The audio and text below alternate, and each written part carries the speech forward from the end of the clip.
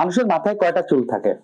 খুবই ইন্টারেস্টিং একটা প্রশ্ন। আমরা বই পুস্তকে যেটা পাই যে মানুষের মাথায় প্রায় 1 লক্ষ চুল থাকে। আসসালামু আলাইকুম, আমার চ্যানেলের সুপ্রিয় দর্শক, আপনাদেরকে স্বাগত জানাচ্ছি। আমি ডাক্তার মোহাম্মদ আলমগীর রেজা। আমরা একটা নতুন ধারাবাহিক শুরু করতে যাচ্ছি।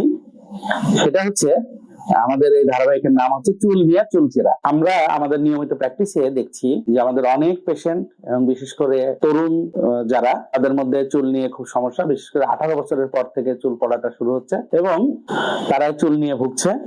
তো চুলের সঠিক জিনিসগুলো না জানার কারণে তারা চুল নিয়ে বেশ হতাশার মধ্যে থাকছে। তো আমাদের সেটাই লক্ষ্য যে আমরা এই চুল নিয়ে আমরা একটু বিশ্লেষণে যাব। আমরা শুরু করছি চুল নিয়ে চুলচেরাতে। মানুষের মাথায় কয়টা চুল থাকে?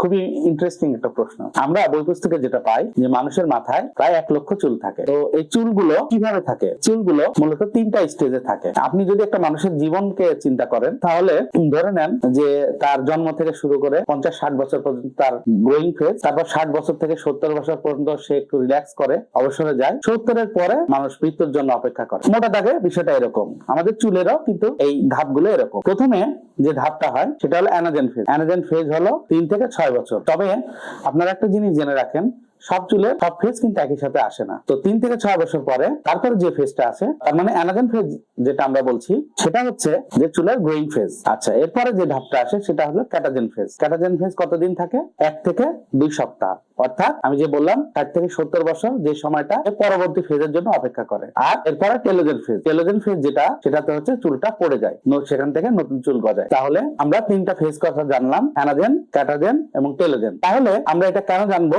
এটা গুরুত্ব। আমাদের যে 1 লক্ষ চুল থাকে, এর সঙ্গে আরেকটা কথা যোগ করি। এটা হলো যে আমাদের যে 1 লক্ষ চুল থাকে, তার মধ্যে 85 থেকে 90 ভাগ চুল কিন্তু অ্যানাজেন ফেজে থাকে, আর 10 থেকে 15 ভাগ চুল তারা কিন্তু ক্যাটাজেন ফেজে থাকে। তো এই যে 10 থেকে 15 ভাগ চুল যেটা, এটা কিন্তু পড়ে যায় টেলোজেন ফেজের কারণে, তারা পড়ে যায়। তাহলে প্রতিদিন আমরা যদি 10 থেকে 15 ভাগ ধরি, তাহলে দেখা যাচ্ছে যে প্রতিদিন 1 থেকে 150 চুল পড়া কিন্তু স্বাভাবিক, কারণ এটা স্বাভাবিক একটা প্রক্রিয়ার মধ্যে পড়ে যাচ্ছে। তো আপনারা যদি দেখেন যে আপনাদের চুল পড়া 150টার মধ্যে, তাহলে চিন্তার কোনো কারণ নেই। আর যদি দেখেন যে না, 150টার উপরে হয়ে গেছে, সেক্ষেত্রে আপনারা এটা নিয়ে চিন্তা করতে পারেন বা ডাক্তার দেখাতে পারেন।